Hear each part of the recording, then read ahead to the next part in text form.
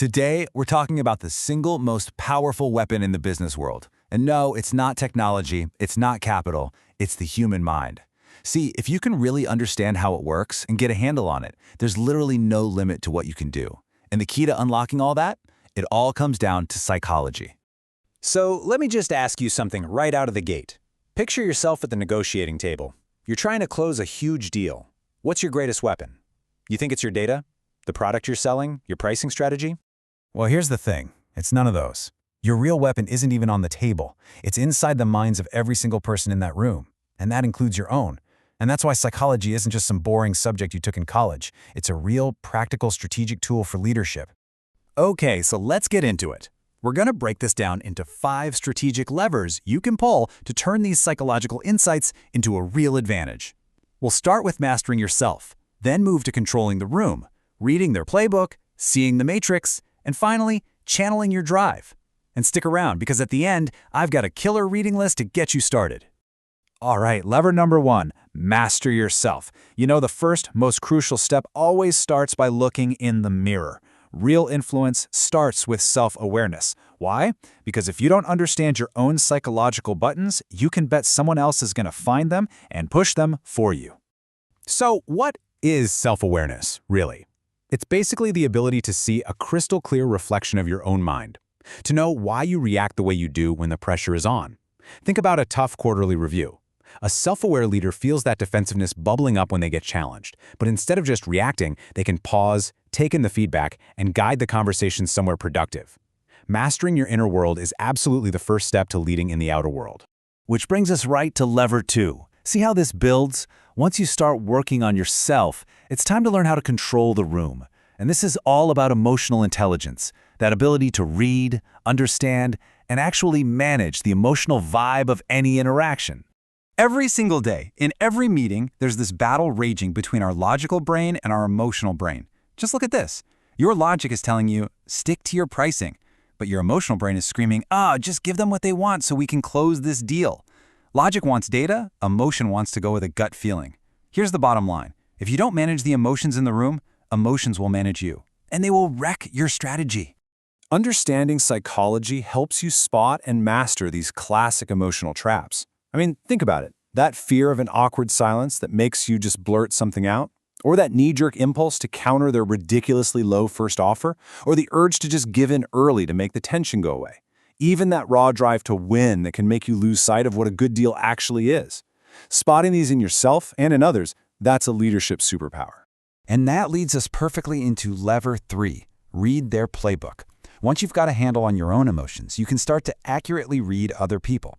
This is about understanding what's going on beneath the surface. Not to be manipulative, but to be smart, to see their moves coming and to protect your own interests. Here is a simple, fundamental truth. Everybody, and I mean everybody, wears a mask. We all have a public face we show the world, but behind that, there's a hidden side. A great leader doesn't just talk to the mask. They learn to understand the real person behind it. Getting this duality it's absolutely crucial. So what's hiding back there? Well, it's all the stuff we don't like to talk about. Hidden insecurities, unspoken motives, private fears.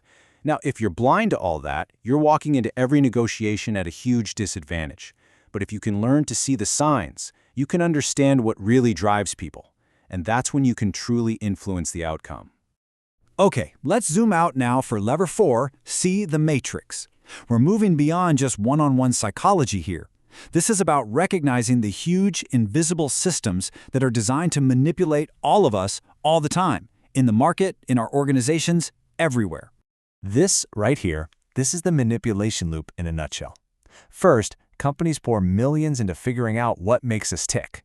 Then, they build their apps and platforms to be as addictive as possible, exploiting those triggers. They feed us this constant diet of junk food entertainment to keep our eyeballs glued. And the whole point? To discourage deep, rational thinking. So why should a leader care? Because if you and your team are stuck in this loop, your ability to innovate and think critically is being systematically destroyed.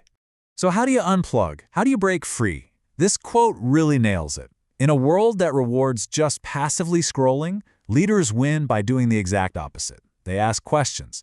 They don't just consume information, they interrogate it. They question motives, they question the data, and most importantly, They question the system itself. Which brings us to our fifth and final lever, and honestly, this one is maybe the most powerful of all. Channel your drive. This is about reaching down into the deepest, most primal energies of the human mind and redirecting them into a force for peak performance. Now, a key concept here, something talked about in success literature for over a century, is this idea of transmuting powerful energy. Think about the most intense drive we have as human beings. The idea here is to consciously take that raw, powerful energy and channel it.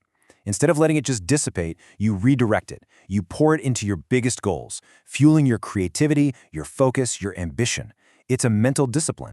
And look, this isn't some fringe idea. This principle of channeling deep, primal energy was a secret weapon for some of the greatest achievers in history.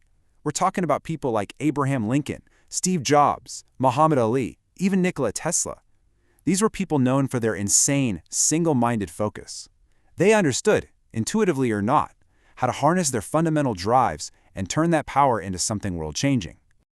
So, we've gone through all 5 levers, and you might be thinking, okay, this is a lot. Where do I even begin? Well, that's exactly what this is for. Consider this your personal starter pack for the journey of mastering human psychology. I've put 5 absolute must-reads on this list. You've got Robert Greene, who goes deep on human motivation, Daniel Kahneman on how our brains actually think, Napoleon Hill's classic on the mindset of achievement. Each one of these books is a masterclass in the principles we've been talking about today.